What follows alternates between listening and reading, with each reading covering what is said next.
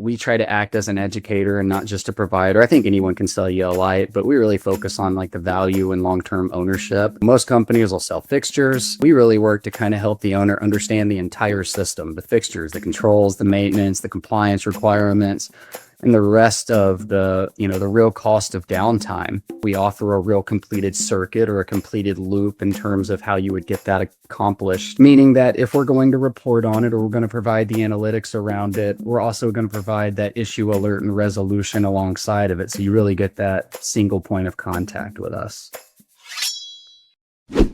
Welcome to Business Ninjas, brought to you by Write For Me, where you'll hear from business leaders who are out there growing their business and slaying it every day.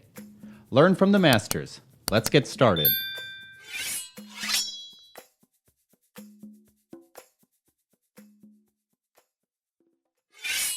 Hi, and welcome to another episode of Business Ninjas. I'm here today with Brandon Scogins, CEO of WLS Lighting and Electrical. Brandon, how are you today? Great. Thank you for having me, Andrew. My distinct pleasure. Appreciate you spending some time with us on Business Ninjas. Please tell us a bit about your background and about WLS Lighting and Electrical. So I started out working in the solar industry. Actually, I thought that's where my career path was gonna take me. I went through all of the solar training and realized very quickly that it was going to require a bit of electrical licensing in order to become more full scale within that and kind of meet what we were trying to achieve. So I had to make another commitment to go back through the field and obtain my electrical license, which I did complete my master's exam a few years back. During that time, I worked on trucks servicing open air shopping centers. This was back before the LED boom took over. Everything was still metal halide and old ballast systems. I spent my early years on bucket trucks, servicing a lot of those sites and learning the insights and the backflow of how they worked. That led me into construction and then eventually project management. And it was that path of project management that eventually led me here to WLS. And that's where I started with this organization. After about 18 to 24 months, I started really working, interconnecting communication between the teams. I think, it was a joke that you didn't actually work here until you had been drugged through a whiteboard session with me. And then, so I eventually transitioned into our COO role, which I held for the previous 5 years before transitioning into the CEO role that I have now in March of this year. Consider myself to be a little bit more of a hands-on leader, really enjoy the work. I like to be in the weeds with the team, but really like to build systems, have great ideas, and then watch those teams just kind of make them bigger than I ever thought that they could be. A little bit about WLS. So we are a commercial lighting and electrical services company, but we have a niche with connected infrastructure for commercial real estate. We basically like to say that we give property owners visibility into their assets, lighting, controls, analytics, and maintenance programs. Excellent. I got to imagine that for your boots on the ground, it's reassuring when the CEO is a guy who spent time in the bucket and in the weeds, and they got to know that you've got their back. That's got to be comforting all the way down the food chain. It definitely gives you a different layer of understanding. I get to see it from two angles. I get to see it from the eyes of the ground troops, understanding kind of what they're going through on a day over day, which helps me really translate what's happening there with the customers, developing that understanding, and then really explaining the why through the organization that things are harder to handle in this aspect or what we're going through. So it definitely helps to have the background. Excellent. What's the origin story? When did WLS come to be? So WLS has actually been around for a little more than 50 years. We started as a traditional lighting kind of provider. Eventually, we moved into kind of a national partner for commercial properties. Over time, we evolved our company focus into more of a connected infrastructure, controls, sensors, analytics, and asset health checks that are no longer add-ons. They're part of more of the foundation of the company. In 2010, we were actually the first to market with wireless outdoor lighting controls with a system called NetLink that is actually still on the market today, which it's been replicated many times, but never duplicated. Excellent. Right. Not to get too in the weeds on the tech side, but as a consumer, I am blown away at the amount of light that tiny LEDs can throw and how little energy they're now consuming to do so. So when you talk about going from, gas bulbs to LED, what year was that big transition for you? So the bulk of it really started hot and heavy around 2015. I mean, you had some real early adoptions to the LEDs. Obviously, the technology came out before that, but commercially available adoption started to really ramp up around 2015. And I want to say its heyday was about the next preceding well, really, we're kind of on the tail end of that now, where there's been a predominant adoption rate, but 2015 was really the start of that. I assume that maintenance repair orders have dropped like a stone since then because you're not talking about bulbs that are so temperature sensitive and that have X number of hours before they pop on you and things like that, right? Is that accurate? You've seen a massive decrease in the maintenance as an overall. It's actually something that's a little in the industry right now, as LEDs have become incredibly efficient. As you know, we've minimized energy and reduced it across the board from the old metal halide days, but modern day LEDs are even more efficient on, the amount of lumens per watt that they can provide now. They're even more efficient than they were 7 to 10 years ago. And so while you have seen maintenance drop off exponentially, something I think the industry just didn't really think about as they were performing those upgrades is the diode has a 30 to 50,000 hour lifespan, but the components within that system usually don't.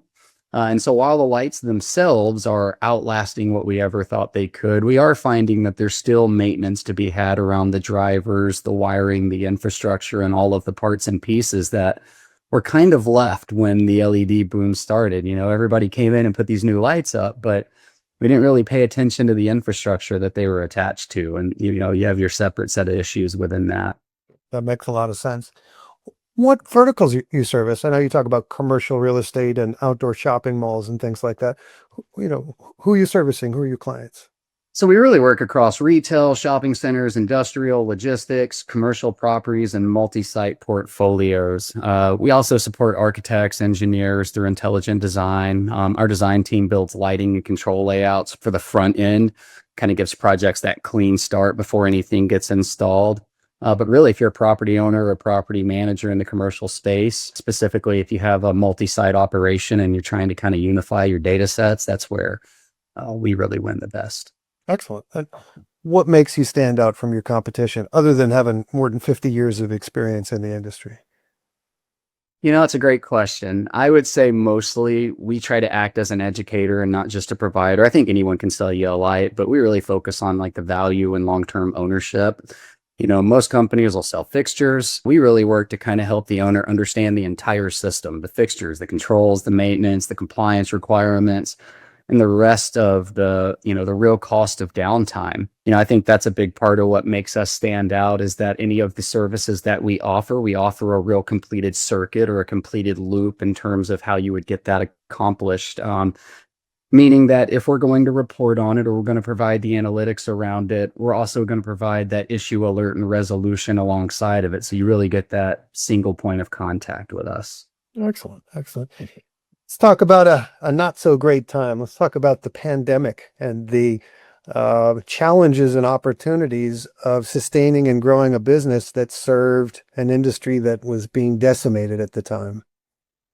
That was probably one of the scariest years for us as an organization and really for everybody within the country. We had no idea what was going on economically at the time. And, really we focused. And that's the best thing that I can say, that we really went inside our shell. We figured out exactly how to go to market and we focused. We took the company remote in that year and we did it in rapid time. I want to say within 45 days, we had a company of 30 to 40 plus people fully remoted, logged in, ready to work. So we shifted very quickly into a remote environment.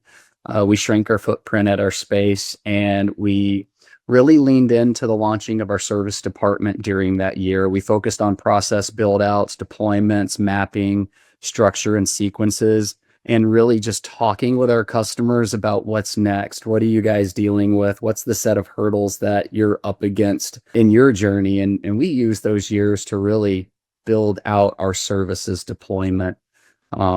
at that particular point in time, budgets for a lot of commercial real estate and really everybody kind of took a downward trend. And we were really fortunate to have some of the groundwork already started to get that process moving on the service side.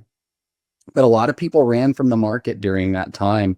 Obviously, they were furloughing their people, and a little bit of the unsurety took in. And we really leaned in to be that solution for customers that were going through that struggle. And as a result of that, we kind of came out of the other side of it with a stronger company.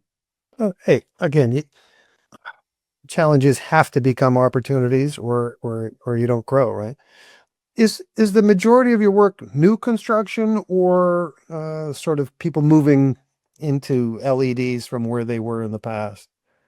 So it's a pretty healthy mix overall. The majority of our work, I would say, is more on the upgrade side, helping the buy and hold, because a lot of the services within what we provide are value-added services to the long-term hold type of owners and managers. We certainly have a significant percentage of our revenue that does come from new construction build-outs, primarily being on the front end, specing products, helping people with design issues that they're going through, and really, we still have that same focus, total cost of ownership. We're going to try to reduce the number of fixtures that you have on site. That's going to help you save money in the long term from energy spend. It's going to save you up front from the number of poles that you're going to add, how many fixtures you're going to install. Like, all of these things really matter categorically as you're designing a site in that matter. So Does your history in solar have a place in the future of your business? Is there any solar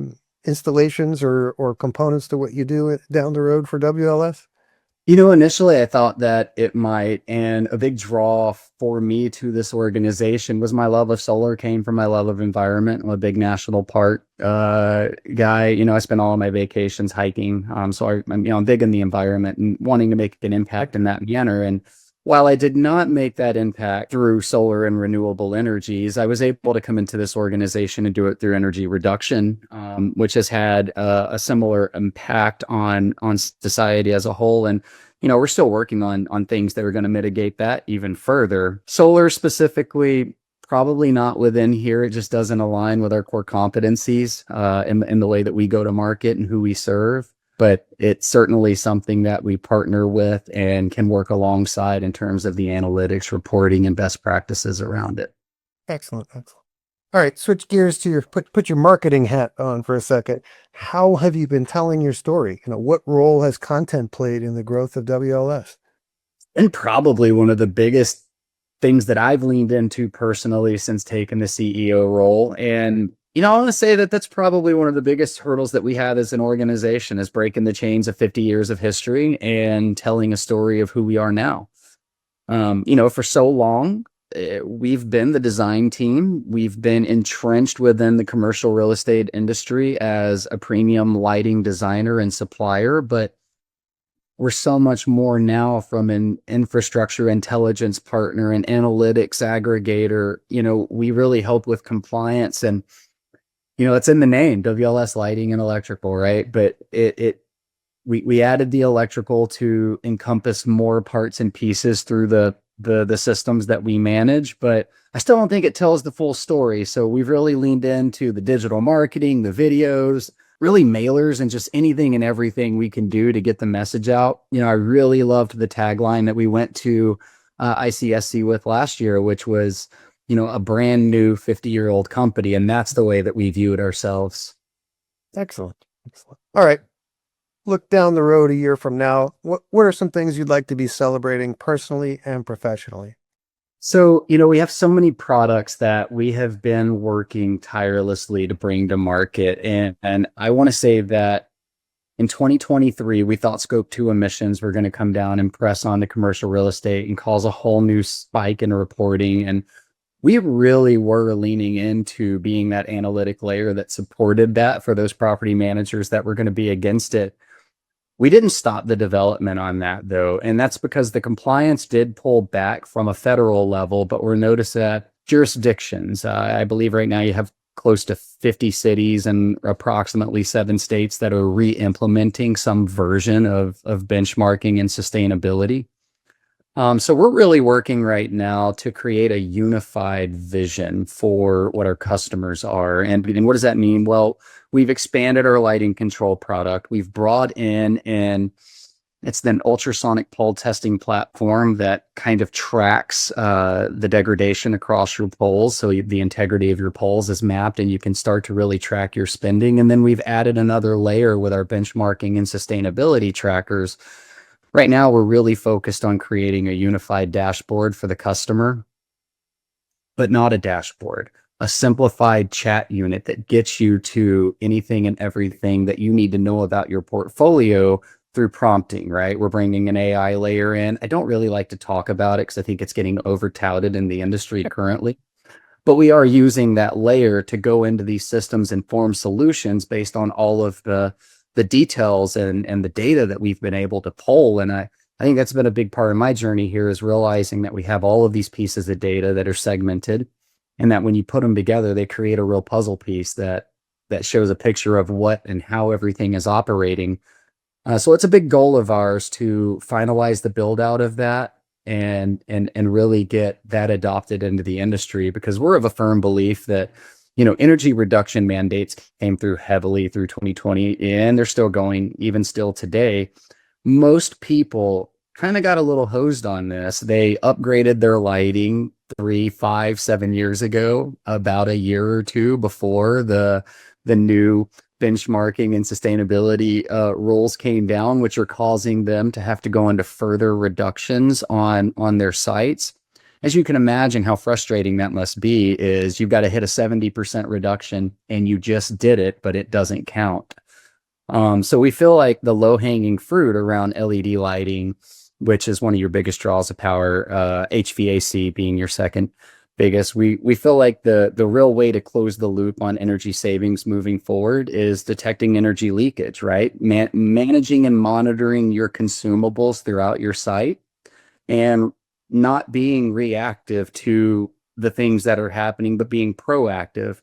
You let a water meter run for 3 days unbeknownst to yourself, right? All of a sudden you've got this massive build. It's the same thing for energy leakage, gas leakage, and others. So it'll be a goal of ours 12 months from the day that single unified view, because we have these platforms, we have the availability to do these things now, but it's modular. It's if you buy into this, you get this piece, and if you do this, you get this piece. But we really want to tear down those silos and just, if you work with us and you have these, we want you to have availability to get to it. It's not always that way just because, that's not the way the world works. But once you get it built, then it becomes the key goal of making it simple. I'm hopeful that, regardless of variations in policy, depending on who's in office at a given time, there's a broader public awareness. ESG has been a buzzword for a while now, and it seems like both investors and consumers are more concerned about where their dollars are going at the end of the day and their impact on the environment. So I'm hopeful that people care regardless of what the federal government is putting down and how much it varies.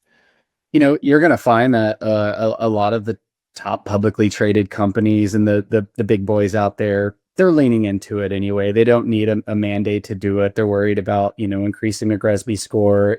Everybody's got an ESG or sustainability leader within their organization if they're serious about it. And you find most of the large property owners, developers, and owners have an appetite for that. I think what's really happening is because it didn't happen federally, it's become very segmented, and you have an industry of people that are just quite frankly unsure. They're unsure if they need to be doing it. They're unsure if it's the right time to do it. They're not sure if they do it now, if they're going to affect what their 26 and 27 goals are. And so it's just become very segmented. And when you move to a very jurisdictional, city-based rollout such as that, rather than creating clean, consistent, this is how we're going to get their path forward type thing, I believe that's a little bit of how you struggle within it. Gotcha. All right. So that's your professional goals a year down the line. Give me some personal ones. What would you like to see happening a year from now? That's a really, really deep question. And, honestly, my personal goals mostly tie back to work, performance, and company. I'm one of those rare breeds of people where who I am and what I do really kind of mesh into one individual. Overall, I have big aspirations for the company as a whole and a lot of the things that we're building. I don't know that I've taken the time to sit down and think about what that means for me personally. It's a great question. I have to come back to it. Well, you're gathering no moss and you're still smiling, working hard. So, you found the work-life balance that's working for you. So good for you. I really enjoy what I do. I love the people that I work with. I love the company as a whole. I love our mission. I love our journey. I really love the innovation piece. I'm very fortunate because I get to be on both sides of the coin. I get to go get in the weeds and work within the ops team and really figure out some of the, advantageous inventions we're working through. But then I also get to go pitch it to the customer and really talk about it at a higher level and, form that bridge on the in between. And so I would say that I found an absolute work-life balance that works for me personally anyway. Well, you're going to have to do some symposiums on that in and of itself sometime. You should spread the wealth. All right. Please tell us, what's your URL? Where can people find WLS Lighting and Electrical, and what social media outlets are you using these days as well? So I believe our marketing team has done a great job at putting us on just about every platform. You can find our updated videos on YouTube. We spend a lot of time on LinkedIn. It's where a lot of our customers and just professional environment are. We put some of our more fun content across TikTok and Facebook and I believe Instagram. And then the website is WLSlighting.com. Please come visit, take a look around. We're in the midst of an overhaul there, but we'd certainly love any feedback. Excellent. Brandon Scogins, thank you for spending some time with us on Business Ninjas.